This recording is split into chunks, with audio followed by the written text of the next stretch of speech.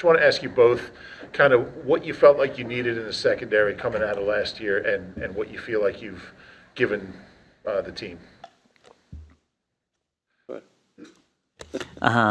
Yeah, I think obviously the season didn't end the way that we wanted it to. And I think after the season we sat down and we talked about what we wanted to do to the team and what we wanted to create. We wanted to create incredible competition at all positions. That was a position that we hadn't addressed a lot early in the draft. We felt like that we still had some veteran guys on the roster and that we were going to get back. You mentioned a couple guys, Isaiah, and obviously we had Slay and Bradbury, and we had a couple of young guys, but we wanted to add some youth. You know, it wasn't a position that we were really going to try to address in free agency. We wanted to kind of draft and develop those guys. And when you looked at the free agency list and maybe the strength of the early part of the draft, you know, we thought that was something we could do. Now, you go through the process and things change, you know. So when you start with a list that you get in January and then you have the Senior Bowl and the Combine, sometimes the process thins things out. So that's always a little bit risky, but I think the way that the draft fell allowed us to address those guys early, not force anything, and hopefully add competition to that group. Can I just ask Nick, just if you could talk about what you feel like you have now in the secondary? Yeah, just obviously really excited about the group that we have with the guys that are back from last year, the guys that we added in free agency, guys that we've added during the draft, and really look forward to getting them out in the field and starting to work here within the next couple of weeks. You know, just excited about the competition, like how he's talking about the competition that's going to happen out there. You know, competition is just going to make everybody better, and we're really looking forward to getting those guys out there. We got a good room, and we're looking forward to working with them. You said a half ago that sometimes you can be biased towards hometown players. What was that process like for you, balancing your emotions versus what was best for the team when it came to selecting Jeremiah Trotter Jr.? Yeah, I think, one, you got to stick to your board, you know, so we can't make up a grade on any player just because we like them. You know, I make a joke a lot of time, you know, the best person I know in the world is my wife, and I don't want her playing linebacker for us either.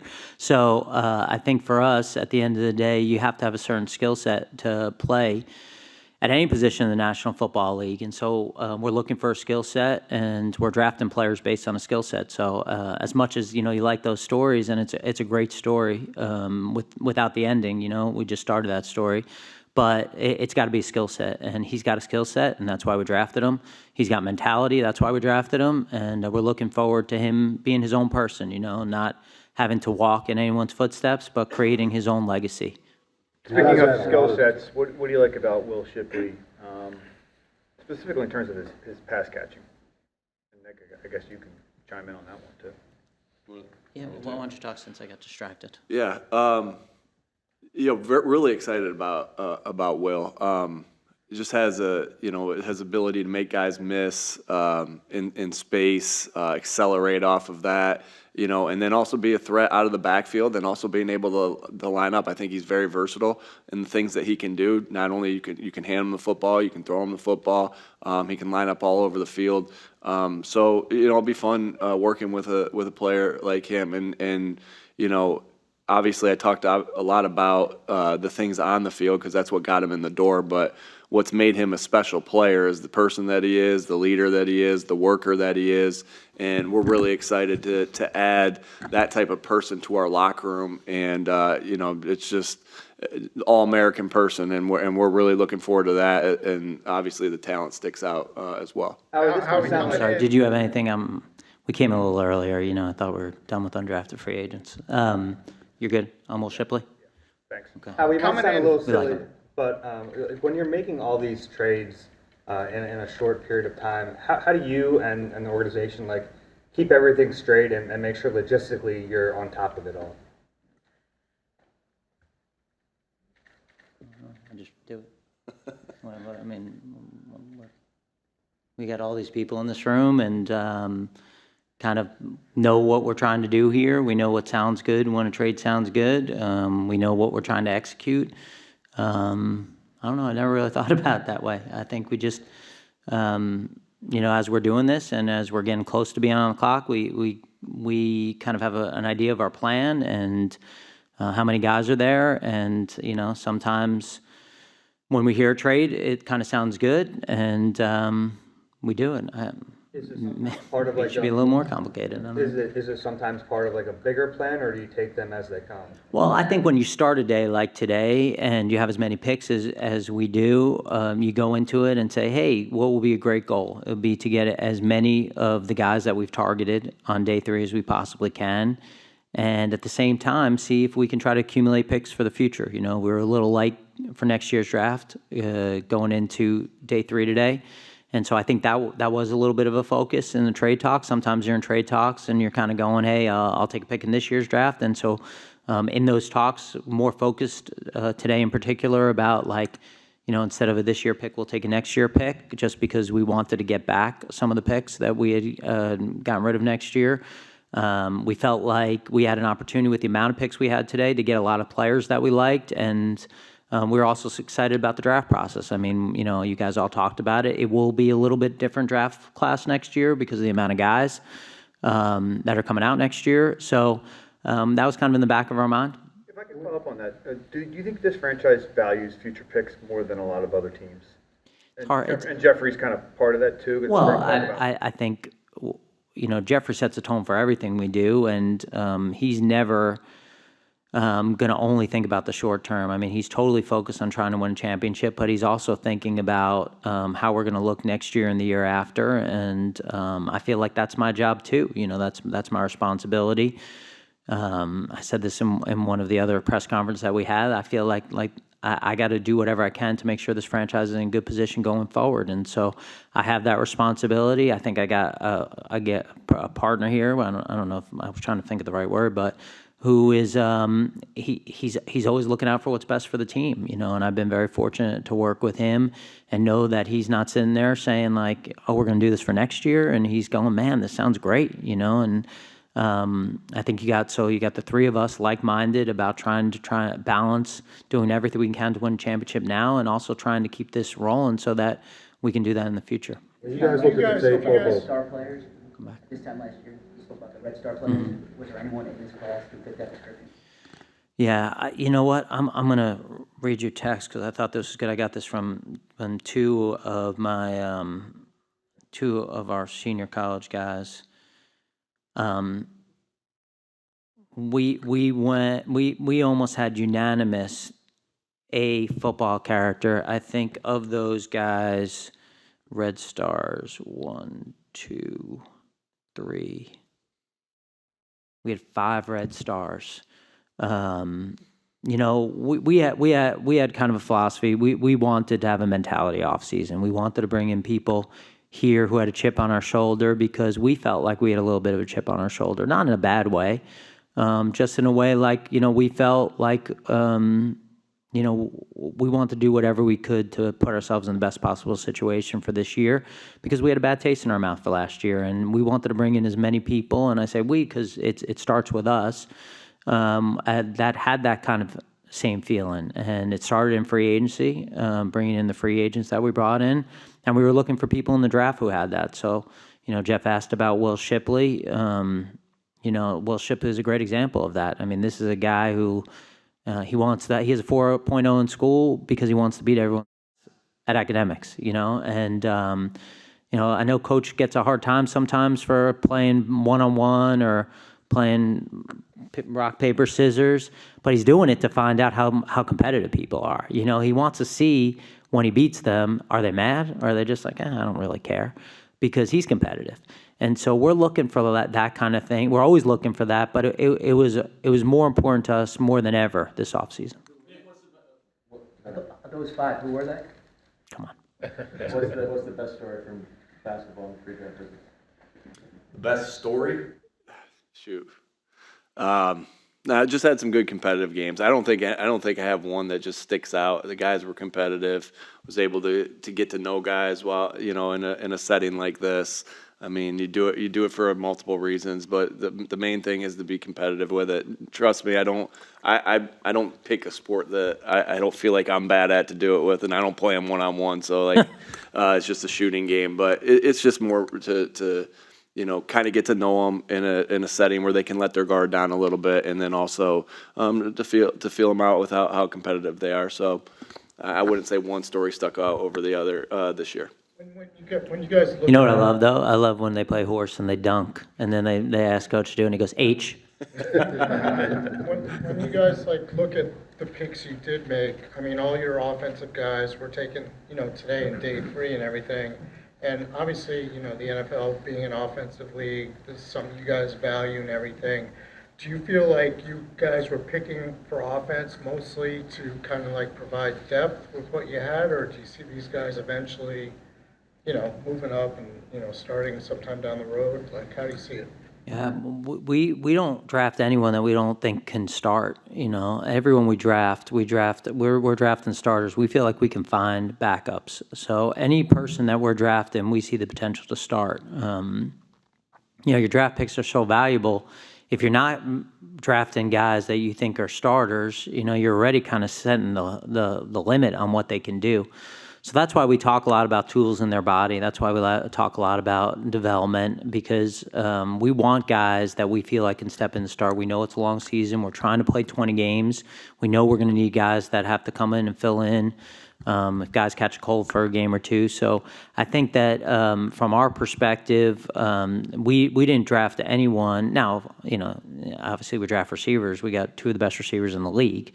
But at the end of the day, we're drafting guys based on how we value them, like we're an expansion team. So when we do our college grades, when we do our board, they're not needs based. On the offensive line, you lost Kelsey, 2 backups. You brought in a bunch of guys for visits who went on the first 2 days. Would you have been surprised 5 days ago to look at this class to see that you didn't draft an offensive lineman until round 5? Why did it work out that way? It's just how the board fell. I think that there was a run on offensive linemen in some areas where we didn't pick, and when we came back and picked in some of those rounds, it didn't really fit. And we felt like it was more important to stay true to our board than to just kind of reach.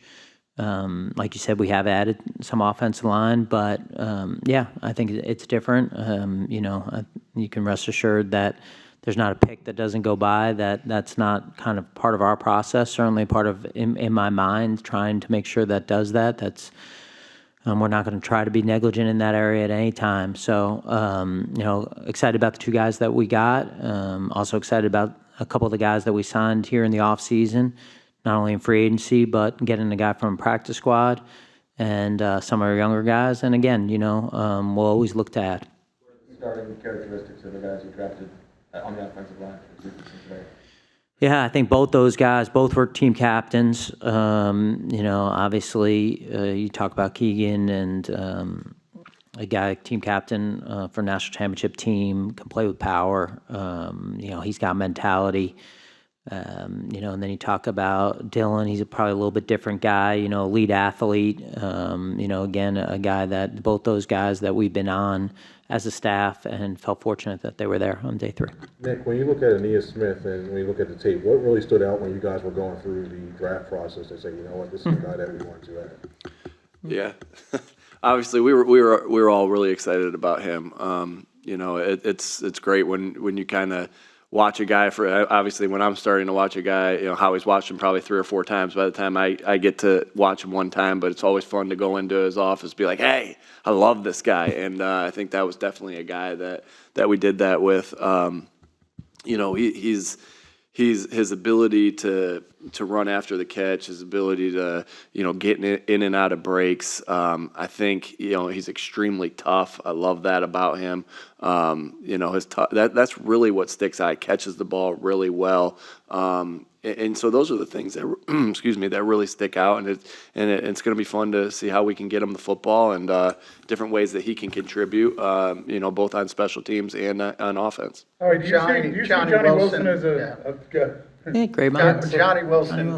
Johnny. It seems like you guys have brought in a lot of really big receivers on futures deals. Is there something about that framework that you like, Nick, maybe in the offense? When you got a guy that size? Yeah, I think, I value the play strength. And so it doesn't necessarily ever have to be about the actual size. If they play strong, you love that, right? Because it's a it's a game that requires strength, right? And that doesn't matter if you're in the interior of the offensive line or out there playing wide receiver. And so, again, the strong guys can come in all shapes and sizes, and so we really value that in the wide receiver position, the quickness, the play strength, and he has that for his size. He has good quickness, and so we're really looking forward to working with him. Because of that size, do you think of him at all as being a possible tight end? How you want me to answer it? Yeah, I think he can run the full route tree, and so I think a lot of times you do that when guys don't have the lower body flexibility to get in and out of their breaks. We don't see that with Johnny, so that's gonna be the same answer you would have said. Yeah, all his production's coming on the outside, running outside routes, and so really looking forward to working with him there at the wide receiver position. He's what's the word? He's unique. He's unusual. Yeah, he's unusual. At right guard right now, post-draft. Yeah, I think we got a long time till we played the first game. We drafted a guy in the 3rd round last year that we're excited about. We've brought in some guys here that have started before in the league, and competition will bring out the best. And again, I think we like the players that we have on the roster, and this process is not complete. It's not going to be complete for a long time at any position, so we're going to constantly be looking. I promise next week we're not going to be taking the week off and sitting at the pool. We're going to be looking at our list, seeing what's out there, seeing the opportunities, and we'll do that every day, until we can't do it anymore. Without many roster spots open, do you anticipate a smaller undrafted group, or is there some work to be done? Yeah, that's why we're down here earlier. It's the smallest undrafted group I've ever been part of. I think total, did we get seven guys? So, different. And I think a big part of that is because we made a conscious decision after the season to try to get guys from teams' practice squads, where we had some tape to watch, and we felt like that was just for us kind of a unique opportunity that we wanted to try and take advantage of based on this class, and knowing that kind of this was a different class, and so it wouldn't have kind of the same opportunities in the undrafted market that maybe you'll get next year. So we try to take advantage of that a little bit earlier. I think it'll be back to normal next year. Did that mention that word? Make trades too to have late round draft picks as opposed to testing the free agent market. Yeah, for sure. I think also, where our board was, that we felt like we get a clump of players, that it was in a sweet spot when we started today, where our board was, and that we thought we can get a bunch of guys. I think where in the first 2 rounds, like when you're waiting for a guy, you think that it's you don't have as high a chance of getting them. When you get to day 3, you got a better chance again. Those guys, people's boards are different. It looks a little bit different. So we felt like we get a bunch of guys here in day 3 that we really liked, and we got those guys. Now we got to develop them. They got to come in and they got to play well. You mentioned that word unique a couple times. Has that become a bigger deal on day 3? Maybe you're looking for one specific unique trait. Yeah, it's always how we've been. We've always felt like, again, to play in the National Football League, you have to have something unique about you athletically, and have traits, tools in your body to develop. Obviously, mentality comes with that. So we're always looking for those guys. I think that's where we've had our best success. Certainly we talk about before every draft, some of the greatest 6th and 7th round picks we've had have been Jason Kelsey, freak, Jordan Mailata, freak. And so like those guys, if you're going to hit on guys on day 3, they better be unusual. A couple more? What did you learn about Vic and Kellen going through the draft process with them for the first time? Yeah, I've gotten to know those guys pretty well, just kind of being around the league for a long time. So I think that their personalities are kind of similar to when we didn't work together. I think that those guys love football. They're very dialed in to doing whatever they can to improve the team. I think we're lucky to have both those guys. Nick, you're going into now phase 2 and phase 3 of the offseason. Is there things that you want to accomplish maybe different this year because of the way things ended last year? Sure, yeah. You always are reevaluating things after each year, and you think about the things that you've done well as far as what as far as your process goes, and the things that you feel like you can improve. So, Yeah, just making a really strong effort that we're all working our butts off in the weight room. The guys have been unbelievable down there. Our strength coaches have done a great job, leading the way here for the first couple weeks, and our guys have worked really hard down there. So we just want to continue that, and really what you're just trying to do right now is take each day one day at a time and continue to build the culture. Your culture is your behaviors, what you kind of value. And your behaviors consistently every single day. And that's all we're really trying to do right now, is work our butts off in the weight room, get ourselves mentally ready for the times when we are going to go on the field and, and practice coming up here in the spring with our meetings and stuff like that. But, slight different things change in the process year in, year out, and we've definitely had a couple different changes there. On your front office changes, how have you prepared for Jake's departure, and are you expecting any other changes next week? Yeah, I don't know that I've really dealt with Jake's departure. I want to miss him. Obviously, very close relationship. He's someone I rely on and off the field. I think that we have people in place, but to me, he's irreplaceable. Just the person he is and what he brings to this team. That doesn't mean that we don't have really good people, but I'll miss him. Nick, you guys mentioned earlier, obviously you want to draft guys with a chip on their shoulders. Like, because of the way last year ended, have you guys noticed that same chip, like, among the players who are coming back? I mean, especially from what you've seen, during this offseason? Yeah, I just think everybody is hey, we're starting again, just starting again, and obviously none of us are satisfied or satisfied. Not all of us are pissed off of how that ended, but we're working every single day in the sense of how do we get better today? How do we get better today? How do we get better today? And putting it one day at a time. But I do sense that everybody has that feeling of unsatisfaction from last year. And that's a good thing when you can control it, right? And so that's our job, is to make sure that we're controlling it and not knowing we can't go out and win the first game right now against Green Bay or anything like that. We have to take it one day at a time and do what we need to do today to get ready. And if that chip on your shoulder is helping you get ready, cool. If it's a distraction, then we have to be able to eliminate that. And everybody's a little bit different there, but I do sense the unsatisfaction from everybody that, and the determination to work their butts off, because that's what I'm seeing every day, is some special things in the weight room. And that's 2 weeks, right? It can't be special for 2 weeks and then we take a week off. It's got to be special every day, and that's how you build a good culture. All right. Thanks. All right. See you guys at preseason cuts.